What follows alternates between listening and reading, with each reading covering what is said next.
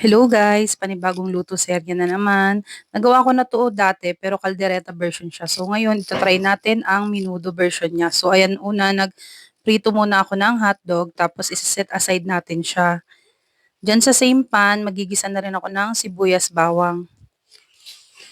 Tapos diyan na rin natin isasabay na rin natin diyan yung patatas at carrot. Hindi na natin pinan-fry ng bukod yung carrot at patatas para medyo mabawasan naman yung oiliness niya kasi medyo mamantika na rin naman yung corned beef. So ayan, naglagay ako ng tomato paste, pampakulay.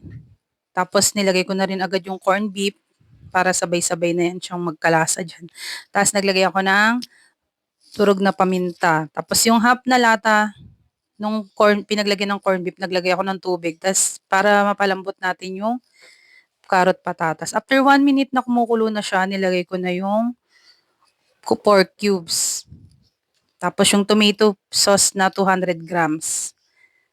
Nag-grate na rin ako dyan ng sachet na Eden cheese. Tapos pampabalance ng lasa, yung asukal. Tapos nilagyan ng bell pepper, yung hotdog. Ayan na yung cheese guys, yung pang last. Tapos kulo ulit ng kahit 1 minute lang ulit para medyo lumapot yung sabaw. Tapos ayan guys, pwede nang kumain. Sobrang sarap. Try nyo na. Thank you for watching.